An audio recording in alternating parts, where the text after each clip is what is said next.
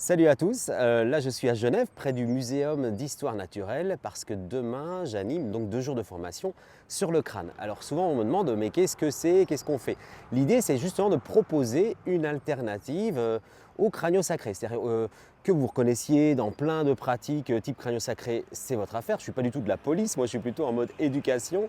L'idée c'est on est libre de faire ce qu'on veut, c'est plutôt de proposer une alternative pour ceux qui ne se reconnaissent pas dans ces modèles et qui, parce qu'ils ne se reconnaissent pas dans les modèles qu'on leur a enseignés, ne s'occupent plus de la tête. Et je vais donner un exemple assez concret.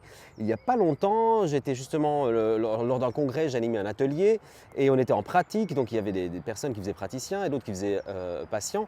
Et les praticiens passaient sur plusieurs patients comme ça d'affilée pour voir si on pouvait relever une forme de fiabilité de la palpation suivant la manière dont on s'occupe de leur tête. Et justement, il y avait une personne chez qui, manifestement, on était tous d'accord pour dire quand même, il y a quelque chose de bizarre quand on appuie dessus, ça ne se comporte pas de manière attendue.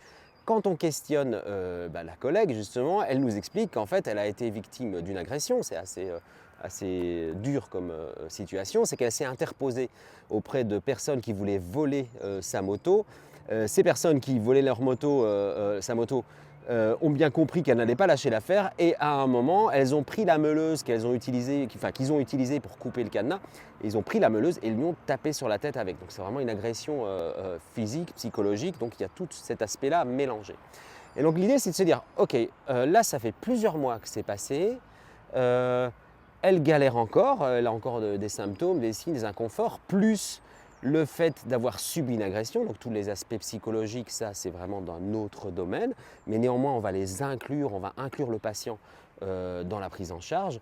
Et justement c'est en ça qu'on ne va pas traiter ça comme juste un bout de viande. Parfois dans l'approche, certaines personnes qui font de l'approche tissulaire vont considérer les gens comme un tas de tissus. Ah c'est bon, j'ai libéré. C'est pas du tout comme ça que ça se passe. C'est que d'abord on inclut le patient, on lui explique ce qu'on va faire, on lui explique ce qu'on espère obtenir comme changement.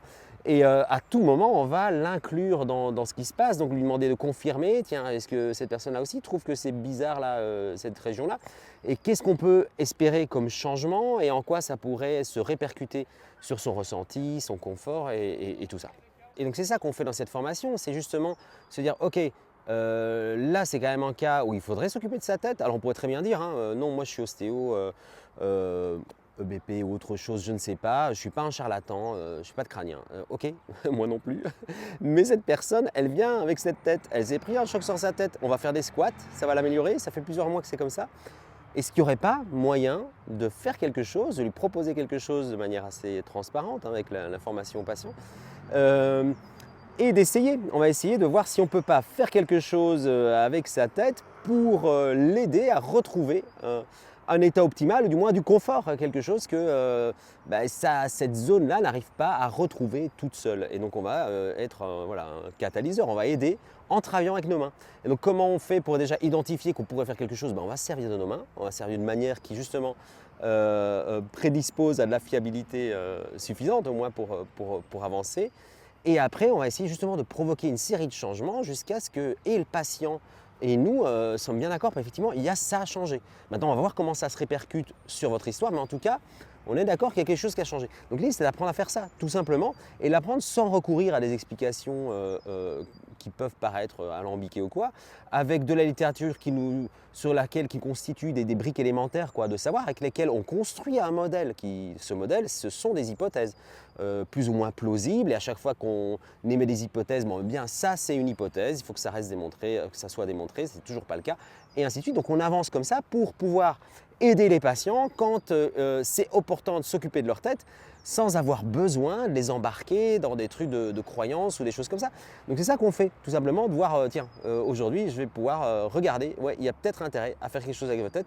Et donc ça, c'est ce qu'on apprend dans cette formation. La prochaine session, donc c'est ici à Genève demain après-demain, autrement à Marseille dans 2 semaines. Et puis vous trouvez toutes les infos sur cookielearning.com.